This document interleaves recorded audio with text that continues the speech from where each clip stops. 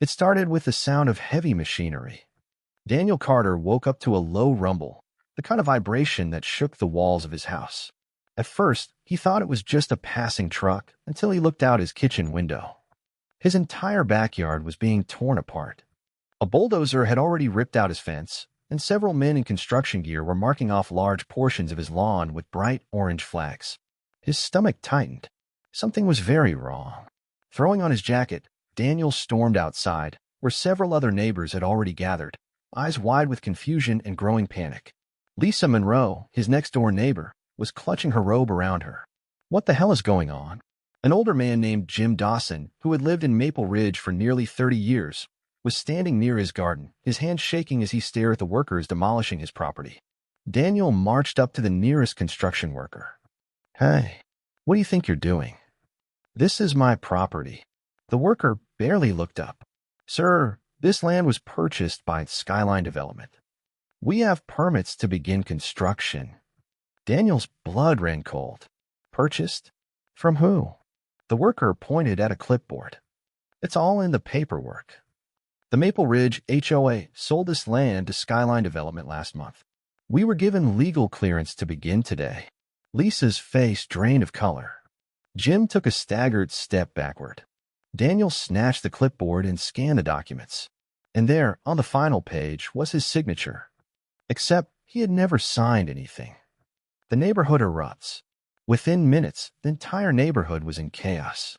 People were rushing outside, some still in pajamas, confronting the construction crew. The same story repeated house after house. Each homeowner was shocked to find their property being torn up for a project they never agreed to. Every single one of them had signed documents consenting to the sale of their backyards. Yet not a single person had any recollection of ever agreeing to this. Lisa clutched Daniel's arm. "We would have noticed, right? We would have gotten a letter or something." Jim, still in disbelief, whispered, "This has to be illegal." Daniel's hands tightened into fists. There was only one explanation. Someone had forged every single one of their signatures. And there was only one place to start looking. The HOA. Confronting and the lies begin. By mid-morning, a large crowd of angry homeowners gathered outside the Maple Ridge office, a sleek, modern-looking building that now felt like the center of a conspiracy. Daniel pounded on the door. It took nearly 10 minutes before it finally opened. And standing there, completely unfazed, was Cynthia Blake, the HOA president. She gave him a tight smile. "I assume you all got my letter." Lisa snapped. "Letter? You mean the construction crew in my backyard?" Cynthia sighed, as if dealing with unruly children. "Everything is perfectly legal. The HOA acted within its rights. The land was sold for community development." Daniel stepped forward, shoving the clipboard in her face. "You forged our signatures." Cynthia didn't even blink. "I'm sorry, but you must be mistaken. The documents were signed and notarized. Everything is above board." A murmur of rage spread through the crowd. "You stole our land. We never agreed to this. You're lying." Cynthia's smile didn't waver. "If you have a complaint, feel free to file it formally. Otherwise, I suggest you all return to your homes and allow the construction to continue." Daniel stared at her. He had seen many HOA Karens in his time. But this was something far worse. Because Cynthia wasn't just a control freak. She was a criminal. And she had no intention of stopping. The investigation begins. That afternoon, Daniel and Lisa met with Brian Sloan, a local attorney who specialized in property law. Brian whistled as he flipped through the forged sale documents. "This is bad," he said, "but also sloppy." Daniel leaned forward. "How so?" Brian pointed to the signatures. "Half of these don't even match official records. Some are barely disguised copies of each other." Lisa clenched her jaw. "So she didn't even try to hide it." Brian nodded. "Which means she thinks she can get away with it." He set the papers down. "But the biggest problem is this: the sale is already in motion. Skyline Development has legally obtained the rights to build. Even if the signatures are fake, undoing this will be a nightmare." Daniel exhaled sharply. "What do we do?" Brian's eyes darkened. "We fight, and we expose every single crime they've committed. tracking the money, the HOA's secret deal. Over the next 2 weeks, Daniel, Lisa, and Brian worked around the clock, digging into public records, financial transactions, and county filings. What they found was worse than they imagined. The HOA had been in deep financial trouble for over a year, something they had never disclosed to homeowners. To cover their massive debts, Cynthia had secretly struck a deal with Skyline Development. Sell off backyard land without informing homeowners. Forge the signatures to make it look legitimate. Pocket the money to cover HOA mismanagement. And the final piece of the puzzle. Cynthia had personally received a $150,000 consulting bonus from Skyline Development. Lisa gritted her teeth. That's a bribe. Brian nodded. And it's going to bury her. Preparing for war. With concrete proof of fraud, the homeowners mobilized. Brian prepared a lawsuit, one that would freeze all construction immediately. Lisa organized a neighborhood-wide petition, demanding the developer cease operations. And Daniel, he contacted local news stations. Because if Cynthia thought she could sweep this under the rug, she was about to get the worst publicity nightmare of her life. The HOA fights back, and the battle escalates. The day after news of the forged sales broke, the HOA retaliated. Every homeowner involved in the lawsuit woke up to massive fines. Daniel's mailbox contained a $5,000 penalty for unauthorized property alterations. Lisa was fined $3,800 for failure to comply with HOA directives. Brian's legal office received a cease and desist letter from the HOA's lawyers, claiming they were slandering the board. Cynthia had declared war. But what she didn't realize, so had they. And this time, they weren't backing down. The battle lines were drawn. The Maple Ridge HOA, led by its power-hungry president, Cynthia Blake, was doubling down, issuing massive fines, threatening homeowners with legal action, and even sending letters warning of possible foreclosures for those who refused to comply with the land sale. But Daniel, Lisa, and Brian were ready. They weren't just fighting back, they were taking this all the way to court. And they were going to destroy every corrupt piece of this HOA along the way. The emergency injunction, stopping the construction. Before a single more inch of their backyards was taken, Brian knew they needed to act fast. If Skyline Development finished the project, reversing it would become nearly impossible. So within 72 hours of gathering their evidence, Brian filed for an emergency injunction, a legal order that would halt all construction until the lawsuit was settled. The homeowners waited anxiously, knowing that Cynthia would fight this with everything she had. And she did. At the hearing, her lawyers, hired with HOA money, of course, argued that the homeowners had signed legal agreements, even though they were forged. The HOA had the right to manage community property, even though backyards were privately owned. Blocking the sale would bankrupt the HOA, harming the neighborhood. But then Brian took the floor. And within 10 minutes, he shattered every single one of their arguments. He presented the forgeries. He showed the bribe payment Cynthia received. He exposed the financial cover-up the HOA had been hiding for years. By the time he was done, the judge looked disgusted. His ruling? All construction must cease immediately. A cheer erupted in the courtroom.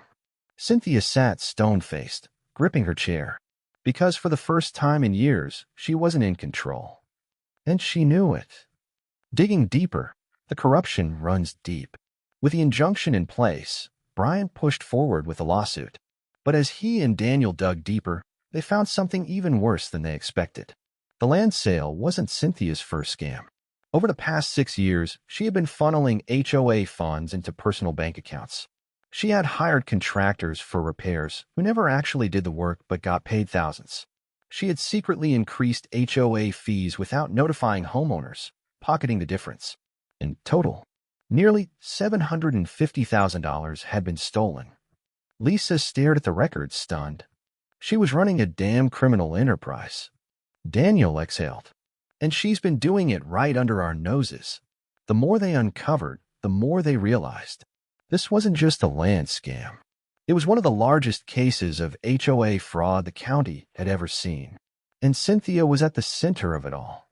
The homeowners' revolt, kicking Cynthia out. With their case growing stronger by the day, Lisa had an idea. The lawsuit could take months, she said. But what if we get rid of Cynthia now? Daniel frowned. How? Lisa grinned. We vote her out. According to the HOA bylaws, if 75% of homeowners voted to remove the president, Cynthia would lose all power immediately. It wouldn't end the lawsuit, but it would strip her of control before she could cause more damage. And so the petition began. Door to door, homeowner to homeowner, they explained. Cynthia had stolen nearly $1 million. She had forged their signatures. She was trying to sell their land right out from under them. People were furious. Signatures poured in, and by the end of the third day, they had the numbers they needed. The vote was called. The board was forced to hold an emergency meeting. And in front of a room packed with homeowners, Cynthia was officially removed as HOA president. It was a humiliating moment. She tried to argue, tried to claim the lawsuit would ruin the neighborhood, but no one listened. For the first time, her power was gone, and she was no longer untouchable.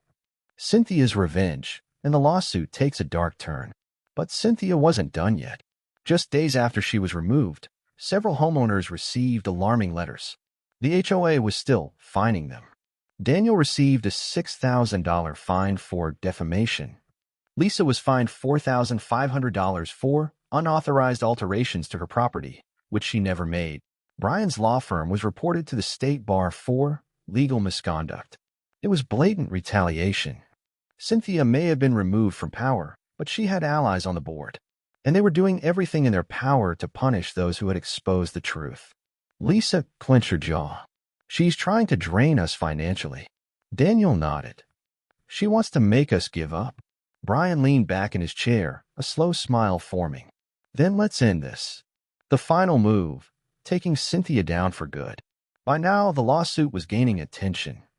Local news stations had started covering the case, and homeowners from other communities began reaching out. They, too, had been victims of HOA corruption.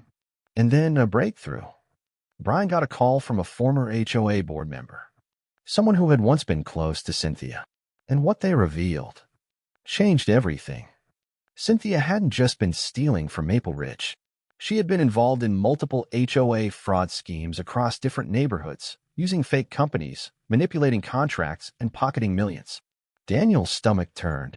This isn't just an HOA scam, he muttered. This is organized crime. Lisa's eyes darkened. We have to take this to the authorities. And so Brian made the call. The case was now in the hands of state investigators. Cynthia wasn't just facing a civil lawsuit anymore. She was about to be charged with federal crimes. And when the news broke, the HOA board that had been protecting her, they panicked. Because now, it wasn't just homeowners coming after them. It was the law. The moment state investigators got involved, everything changed. This wasn't just a civil case anymore. This was criminal. Cynthia Blake, once the all-powerful HOA president of Maple Ridge, was now facing serious felony charges. And this time, she couldn't find her way out of it. The arrest, Cynthia's downfall, begins. It happened early in the morning, just after sunrise. Several black SUVs pulled up in front of Cynthia's house, their red and blue lights flashing silently. Neighbors peeked through their curtains as FBI agents and local law enforcement stepped out. Within minutes, Cynthia was led out in handcuffs, wearing a silk robe, messy hair, and a look of absolute disbelief. She shouted, cursed, and demanded to speak to a lawyer. She insisted she had done nothing wrong. But the moment she saw Brian Sloan standing on the sidewalk, arms crossed, watching her with a calm expression, she knew. This wasn't just an HOA squabble. This was her life crashing down around her. And she wasn't getting out of it this time. The charges, Cynthia's web of fraud unraveled. By the time Cynthia was processed at county jail, the full list of charges against her was made public. And it was staggering. Fraudulent land sales, forging signatures, stealing homeowner properties. Embezzlement, stealing HOA funds for personal use. Wire fraud, moving stolen funds across accounts to hide them. Racketeering, running a criminal enterprise under the guise of HOA management.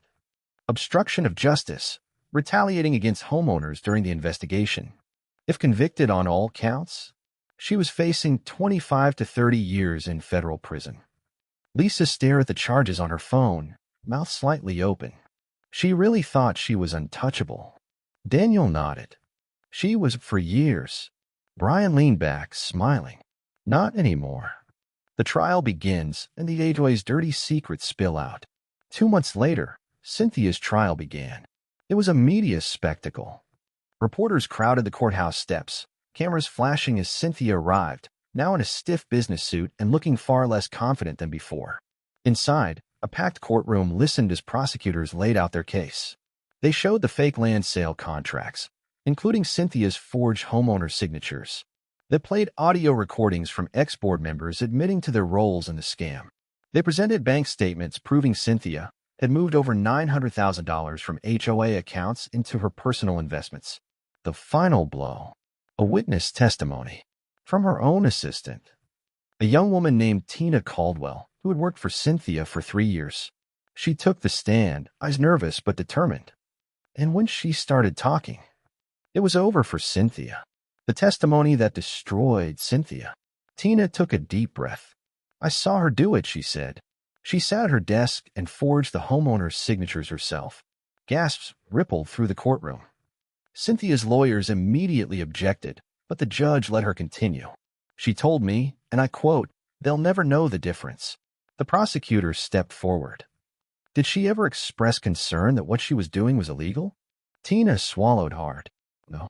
She said HOAs always win, that homeowners are too stupid and too scared to fight back. A collective murmur ran through the spectators. Daniel gritted his teeth. That was the true mentality behind corrupt HOAs. They thought they could bully people into silence. But this time, they were dead wrong. Cynthia's desperate defense and her final mistake. When Cynthia finally took the stand, she was a wreck. Her once perfect posture gone. Her calm, smug smile now replaced with barely concealed panic. And when she opened her mouth to defend herself, she sealed her own fate. "This is a witch hunt," she snapped. "I did what was best for the community." The prosecutor raised an eyebrow. Stealing nearly $1 million was best for the community? Cynthia's face twitched. That money wasn't stolen. It was being used for HOA improvements. The prosecutor smiled. "Like your personal vacation home in the Bahamas?" Silence. Cynthia's lawyers buried their faces in their hands. The courtroom erupted in gasps and murmurs. Daniel leaned toward Lisa. "She just admitted to it." Lisa shook her head, grinning. "She's done." The verdict: justice is served. The jury deliberated for less than 2 hours. When they returned, the foreman stood and delivered the final verdict. Guilty on all charges. Cynthia sat frozen, her face pale as the judge read the sentence. 22 years in federal prison, with no chance of parole. Lisa grabbed Daniel's arm. "We won." Brian exhaled, shaking his head. "It's finally over."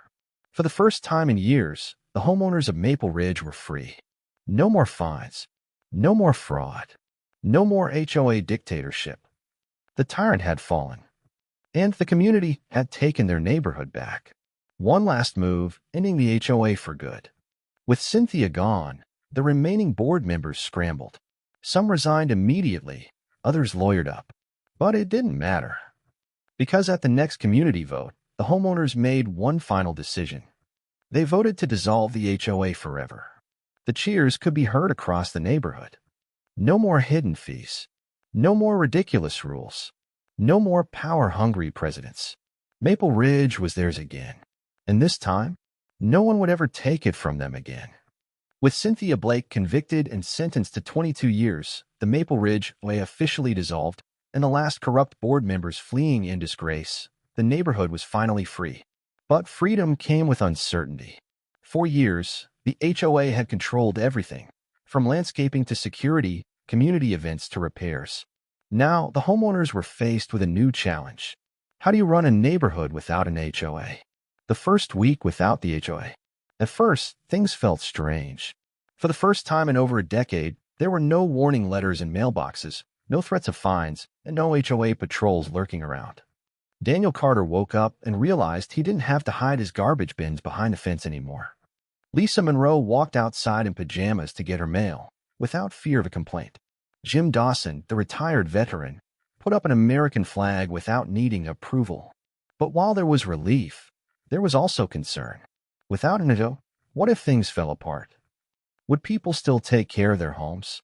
Would the neighborhood descend into chaos like HOA supporters always claimed? Or could they create something better? The town hall meeting. What happens next? Lisa had an idea. We need to get everyone together, she said one evening, sitting across from Daniel and Brian in her living room. Brian raised an eyebrow. Like an HOA meeting. Lisa grinned. No, like an actual community meeting, where people have a say. And so they planned it. The following Saturday, the first ever Maple Ridge Town Hall took place, held in the same community center where HOA meetings had once been weaponized against them. But this time, it wasn't about control. It was about solutions. Nearly 200 homeowners showed up, more than had ever attended an HOA meeting before. Lisa stepped forward. We don't need an HOA to tell us how to take care of our neighborhood, she said. We just need each other. A murmur of agreement rippled through the crowd. And then they started talking. For the first time in years, people were sharing ideas instead of complaints. How to handle neighborhood security without ridiculous fees. How to maintain the parks without paying an HOA board to do nothing. How to create a real community, not just a neighborhood full of people afraid of getting fined. Daniel listened, arms crossed, and felt something he hadn't felt in years. Pride. Because this was what a real community looked like. A self-governed neighborhood, no HOA required. Over the next few months, something incredible happened. Without mandatory HOA fees, homeowners started voluntarily chipping in for things they actually cared about. A local landscaper, who had once been overcharged by Cynthia's contractors, offered his services for a fraction of the cost. A retired police officer helped organize a neighborhood watch using ring cameras and motion sensors, far more effective than the security patrol the HOA had wasted money on. A group of volunteers formed a maintenance team, handling small repairs, repainting signs, and keeping shared spaces clean. The most unexpected change? Property values increased. Without an HOA scaring away buyers with hidden fees and ridiculous rules, people actually wanted to move into Maple Ridge. Lisa chuckled over coffee one morning. Cynthia always said we'd collapse without the HOA. Daniel smirked. Turns out, she was the problem all along. Celebrating their victory, the first community event. 6 months after the HOA's collapse, Lisa and Daniel had an idea.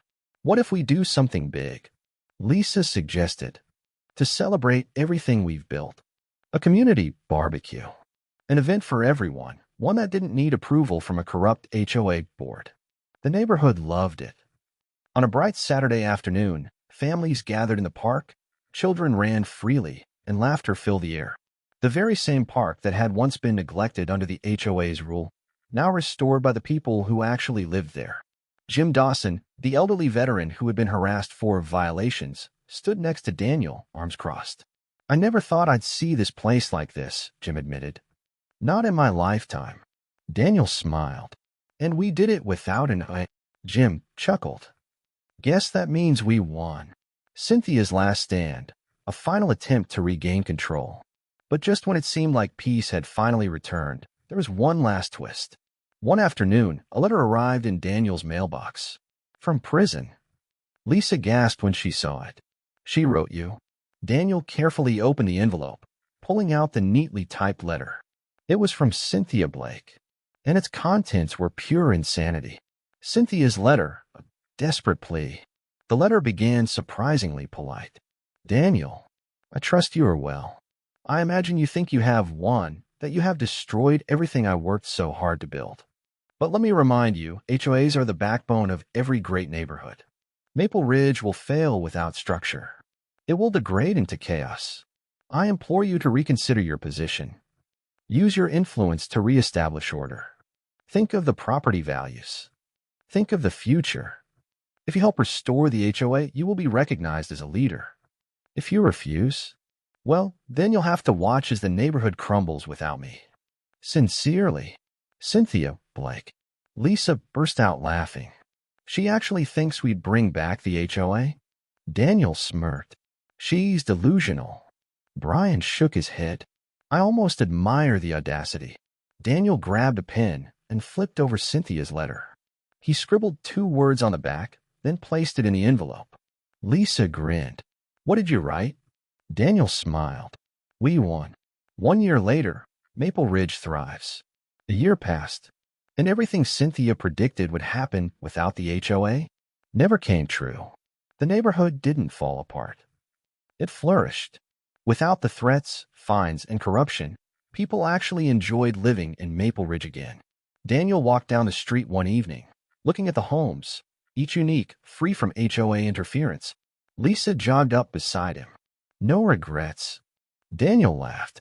Not a single one. They had fought. They had won. And Maple Ridge was finally free. For good. For the first time in decades, Maple Ridge was free. No more HOA tyranny. No more hidden fines. No more Cynthia Blake. But while the neighborhood thrived, Cynthia's life was falling apart behind bars. And she wasn't handling it well. Life in prison, Cynthia's new reality. Prison was a far cry from the power and luxury Cynthia once enjoyed. Gone were the designer suits and high heels. Gone were the fancy HOA board meetings where she dictated people's lives. Gone was her untouchable status. Now, she was just another inmate. No special privileges. No influence. No control. For a woman who had built her life around controlling others, it was a living nightmare. Her first week inside, she tried to file a complaint about the food. The guards laughed in her face. Her second week, she demanded a private cell, claiming she was too important to share a space with common criminals. Her request was denied immediately. By the end of the first month, Cynthia realized something horrifying. For the first time in her entire life, no one cared what she wanted. And that broke her. The inmate who knew Cynthia's secrets. 3 months into her sentence, Cynthia had a new problem. Her cellmate, a sharp-eyed woman named Renee Patterson, had recognized her. "You're that HOA lady from the news," Renee smirked one evening, tossing a deck of playing cards onto her bunk. Cynthia stiffened, and Renee leaned in. "You stole nearly $1 million. That's impressive." Cynthia exhaled, relieved. Finally, someone who understood power. She smirked. "It was more than $1 million." Renee's eyebrows lifted. "Oh yeah." Cynthia leaned closer. There were offshore accounts, hidden transfers, things the feds never found. Renee grinned. Smart. Cynthia thought she had found an ally. But what she didn't know, Renee had friends on the outside, and she had just made a fatal mistake. The prison betrayal, Cynthia's money exposed. The moment Renee got access to the prison phone, she made a quiet call. To Brian Sloan. "Hey, lawyer boy," she said smoothly. "I hear you're still after Cynthia's hidden money." Brian sat up straight. "You have information." Renee chuckled. "Let's just say she's a lot dumber than she thinks." 2 weeks later, the FBI launched a new investigation. And this time, they found everything. Millions of dollars. Offshore accounts. Shell companies Cynthia had set up years ago, hidden under fake business names. When the news reached Cynthia in prison, she snapped. Cynthia's meltdown, the final breaking point. Prison guards would later say they had never seen an inmate react like that before. When Cynthia was told the FBI had seized all remaining assets in her hidden accounts, she screamed. She threw her tray across the cafeteria. She had to be restrained. Because for the first time ever, she had lost everything. The money she had stolen? Gone. The luxury life she had planned for after prison? Gone. The power she once wielded? Gone forever. The woman who had ruled Maple Ridge with an iron fist was now just another inmate with nothing, and everyone knew it. Meanwhile, back in Maple Ridge, Daniel, Lisa, and Brian were sitting outside at the local diner when the news broke. Lisa read the headline aloud, grinning. FBI seizes over $3.2 million in hidden HOA funds. Cynthia Blake loses it in prison. Daniel chuckled. She really thought she could hide it forever? Brian smirked. She was good, but I was better. Lisa shook her head. It's poetic justice. Jim Dawson, the retired veteran, lifted his coffee. To Maple Ridge, officially HOA free and Cynthia free. They clinked their mugs together. Because this time, it was truly over. The final twist, Cynthia's desperate letter. One evening, weeks after the final downfall, Daniel received one last letter in the mail. From Cynthia.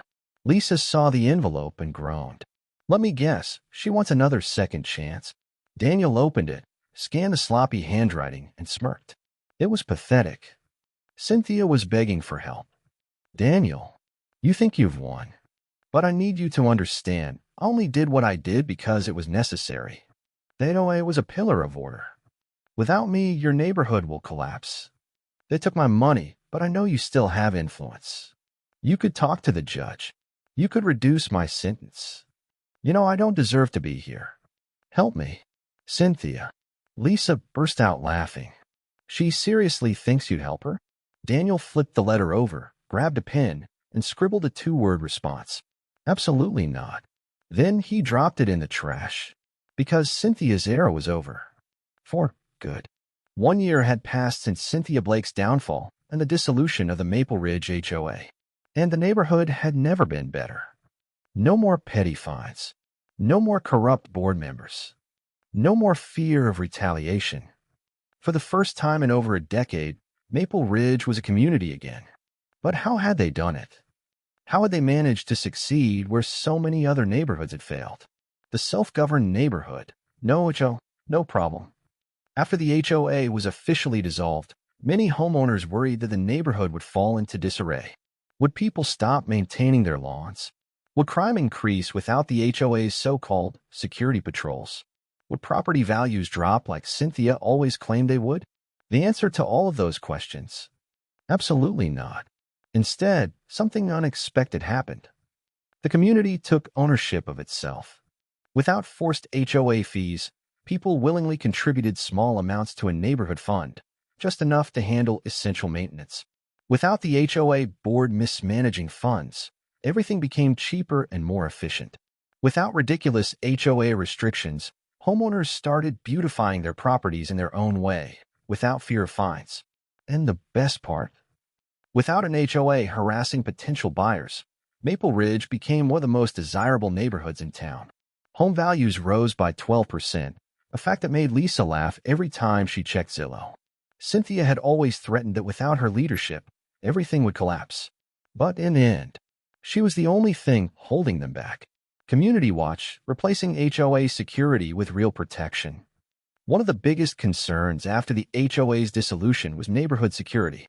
Cynthia's old HOA security patrols had been nothing more than her hand-picked cronies, issuing bogus violations instead of actually keeping anyone safe. So when they were gone, the homeowners did something smarter. They formed their own Community Watch. Jim Dawson, the retired veteran, took charge. Instead of wasting thousands on private security, they invested in motion sensor streetlights in key areas, a neighborhood-wide ring camera network, a direct line to local law enforcement instead of relying on fake HOA police. And the result? Crime in Maple Ridge dropped by 30%. Because now, people were actually looking out for each other, not just writing up petty violations to satisfy an overbearing HOA. Fixing what the HOA broke, repairs done right. When the HOA was still in power, homeowners had no say in where their fees went. Cynthia and her board siphoned thousands into repairs that were either never completed or overpriced beyond belief. But after the HOA was gone, the homeowners finally saw the real costs. The park repairs that Cynthia claimed cost $50,000 fixed for $7,500.